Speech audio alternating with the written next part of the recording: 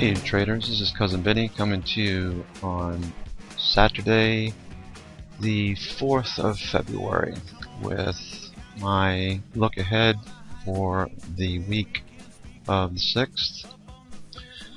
Starting off with the ES, I posted a chart on Friday at the close where I looked at these previous highs, okay, here and here, as the likely areas of resistance that we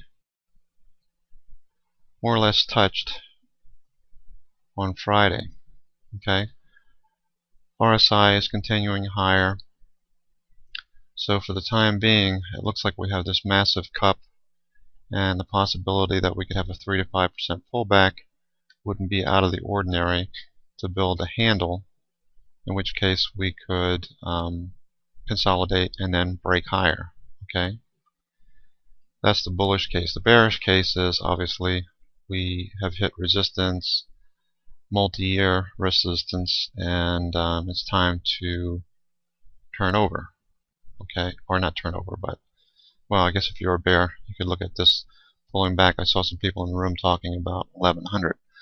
I don't see that happening anytime soon, but for the time being, bears have been frustrated in areas like this where we had this descending trend line that we banged up against, and everybody was saying that we're going to roll over here and drop, and instead we broke through, consolidated, sat on top of the 200 period, the red line, and flagged here and then broke higher. Okay, and again at this level right here, bears were saying, okay, well, this is the area to short because we have resistance over here. Okay, at this level, and we flagged out and we broke higher, and again we flagged out and now we're breaking higher again. So for the time being, until the news starts to affect price negatively, I'm going to continue to stay bullish.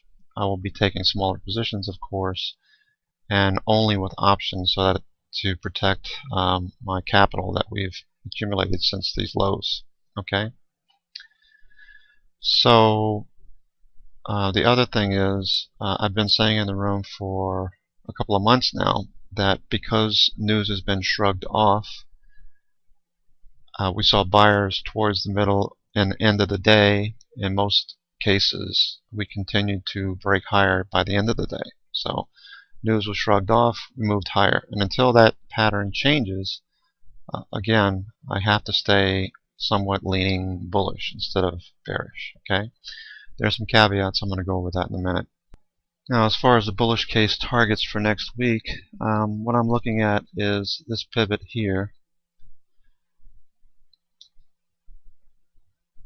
up to this pivot high. Okay, if we break above this, you can see that the 127 extension is right at the highs of May. Okay, so that's a very likely target, and more than likely a lot of people is going to be looking at that. Alright, so let's keep that in mind. Let's zoom into this a little bit. Okay,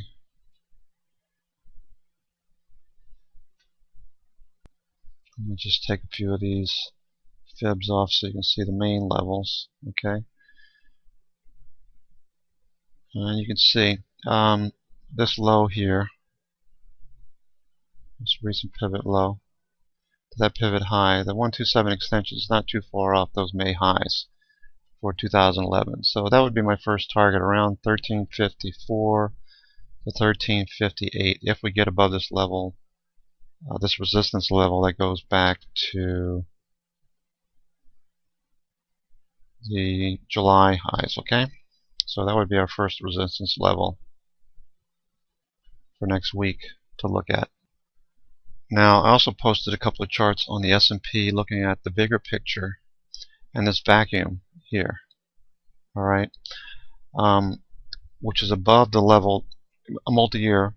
Notice that we go out to 02, alright, that if we zoom into this, okay, we can see we're right at those highs. And what I'm anticipating is a cup and handle with the handle building in the very near future if it doesn't happen really soon. Okay, at these July highs, as I mentioned, we get above that and we could hit the May highs.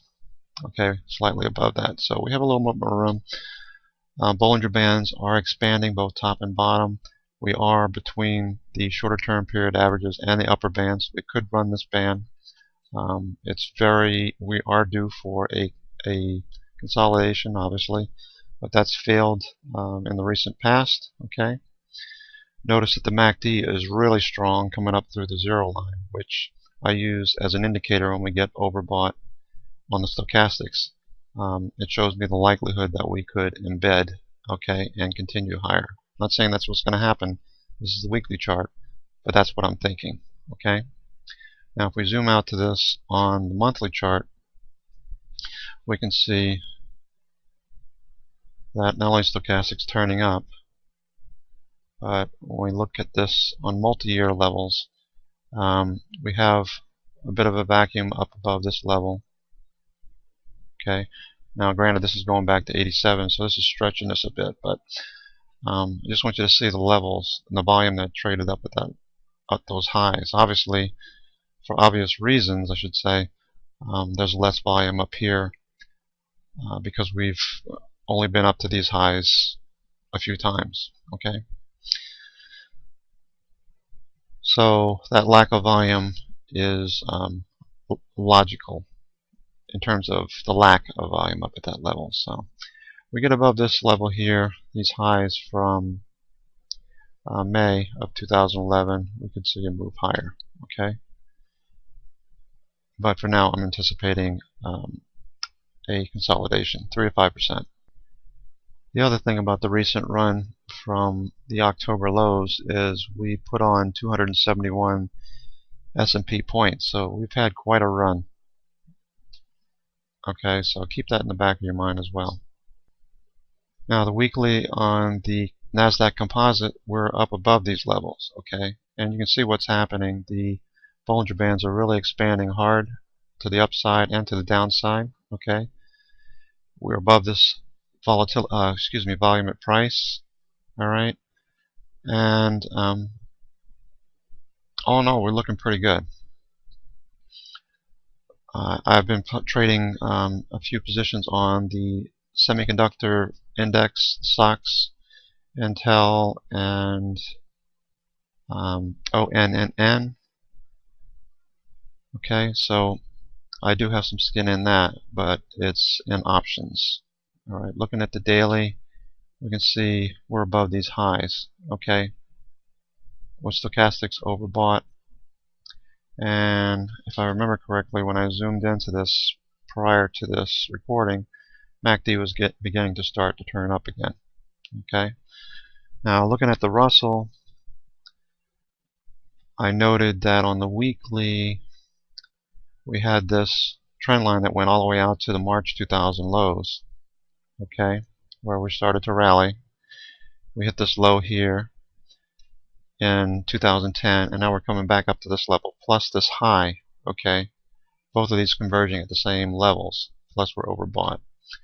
But the thing that keeps sticking in my mind is the strength of the MACD turning up is telling me there could be some more upside. So does it take a week or two for us to build this? That was a huge candle last week, so I have started scaling out of my Russell positions on my 401k and IWM as well. So okay, looking at the Euro-US dollar, you want to watch this continue to move higher, which would be good for equities. However, if we look at these levels here, all right, taking fibs, we can see that we could have a possibility of a pullback to the 50% level. But what I noticed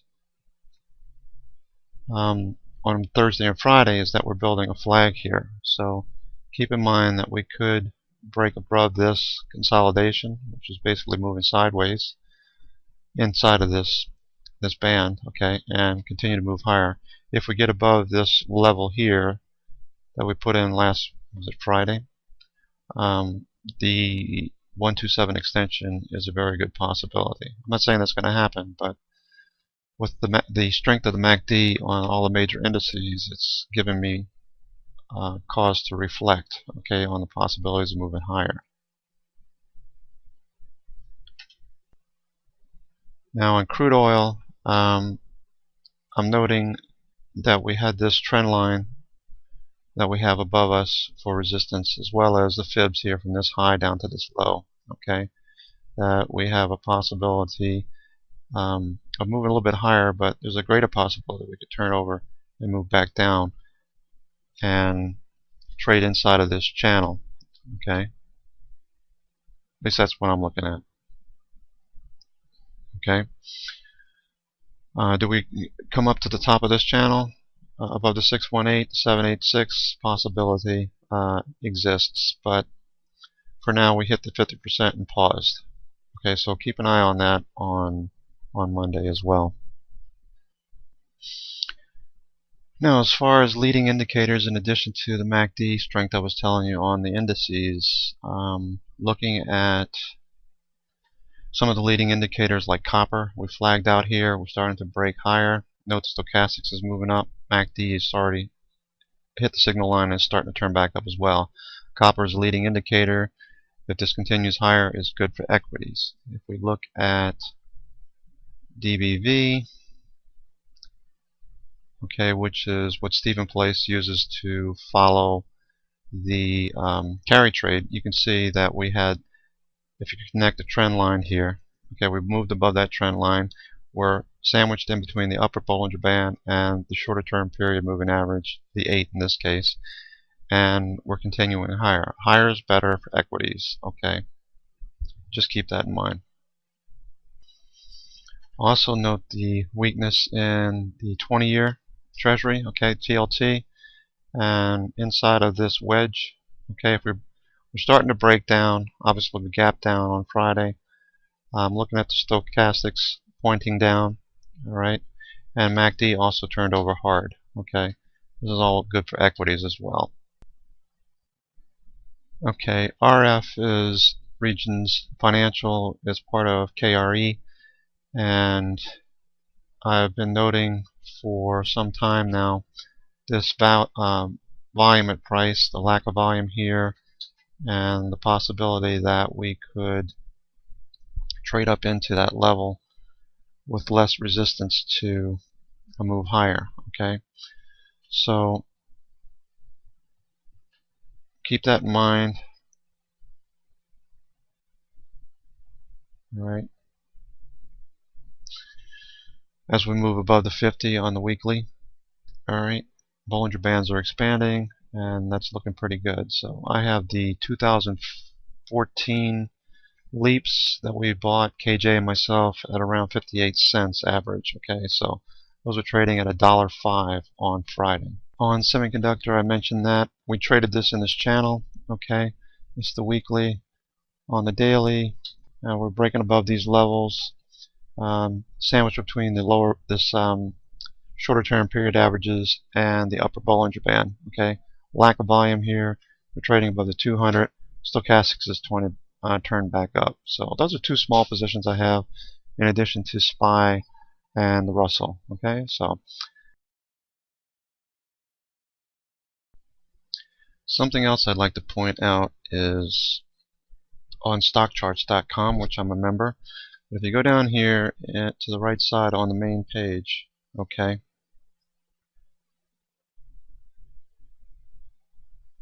to public chart lists, and go to my friend Ted. He's the first one here, Ted Burge. Click on that link and check out his site, because he uses point and figure charts, which Charles Dow basically, I'm not sure if he made famous or if it's just something that he used a great deal in his trading. The thing about point and figure charts that are different about regular charts is they filter out the noise, okay. And these boxes, X's denote buying power or buying strength, and O's selling strength, okay. A box only fills when that level is hit. Now you notice there's a 50-point difference between these two. So the intraday there, intraday ranges won't affect this, won't fill a box until we actually hit 12,800. Okay. Note the 2 in the box that notes this occurred in February, that we're above these levels here, and the green is telling me that the industrials are on a buy signal. Okay. Note the trend lines, note the fact that it's February, and note where we are. This is 1 is January. Okay. This move up. All right. So the thing about point and figure charts is that you can look at resistance. These levels here would be resistance. Okay, these levels here would be resistance. These levels here would be support. Support, support, resistance. Okay, and this is a traditional chart. We also have ATR charts, which average true range, where these numbers fluctuate only because of the volatility in the market. You know, I use both of these actually in establishing multi-year levels of support and resistance. The thing that's noteworthy is these horizontal lines are built on those areas of support and resistance I mentioned. The fact that every single index is above that level. Okay, the comp, the S&P, the Nasdaq, okay, the industrials, the Dow, on a weekly, monthly, and daily basis. Note that we have resistance up here that we know about. We talked about that on the futures. The S&P 100 above resistance levels. Okay, all of our moving averages are pointing higher. Note where we are on the Russell. I mentioned that we were nearing resistance. Well, we tagged it on Friday. Okay, so the thing that's noteworthy about these levels is it's usually an area where we could turn. Doesn't mean we have to, but you can see what happened when we hit these levels before. Okay, and these levels were established way in the future, or way in the past. Okay, so these levels we knew ahead of time were areas where we could meet resistance or support. Note the QLD, same thing. Note the QLD has been on a buy since February. All right. The stocks, note that we're above a level that I pointed out on Friday. We broke above this level of resistance, this cup. We had a small handle here, and now we're breaking higher. So I would anticipate the stocks to continue. This being a cup and handle is a continuation pattern. All right. Note the stocks semiconductor point and figure pattern here. That once we broke above this 396 level, that was a buy signal, and we moved above resistance. Okay, so, excuse me, 396. In this case, we have 387.26. So because of the average true range, that number changed slightly, but we knew that we're up in that area. We would have resistance where we had this top back in 2010. Okay, that was in January, February, March, April. Okay. So it's good to use point and figure charts. Learn about them. Okay, they're great for leading indicators, or I should say, giving you a heads up as to where support and resistance will be, not only on your charts, but to reconfirm what you're seeing on your just regular charts with moving averages and highs and lows. Okay, previous support and resistance. Note the New York composite's been on a buy signal. See that? In February. And also on Ted's site is something that you have to keep in mind as well, the bullish percents. Okay, we're getting in really overheated territory at 74.58 in an area where Charles Dow always said that there's a good possibility we could turn and move in the other direction. You can see what we did when we hit here. Okay, this is the October low, and that's the October 27th high, where bullish percents were way up there and turned over. Right now we're very overheated and due for a pullback. Okay, US dollar. You can see where we're here in terms of support, resistance. Alright. Now note that we were on a buy signal in January, but we're moved lower, and this is called a 3-box reversal. Typically you would see this. I can talk more about that in another video.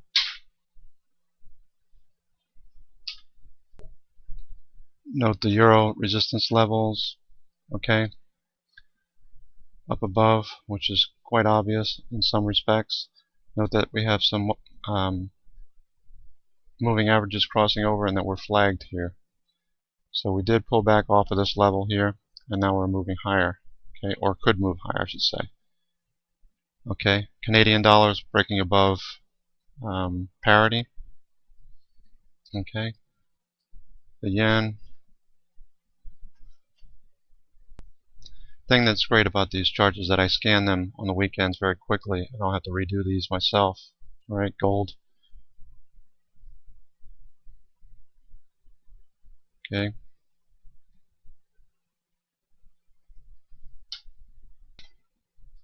Note the bullish percents on the Toronto Stock Exchange as well. All right. And I do note that Nasdaq was above levels of resistance, and we still have room to go on the bullish percents. We can get up to the 70s like we did here. Okay. So we can see some more strength in the comp. So keep that in mind on stocks that you're trading.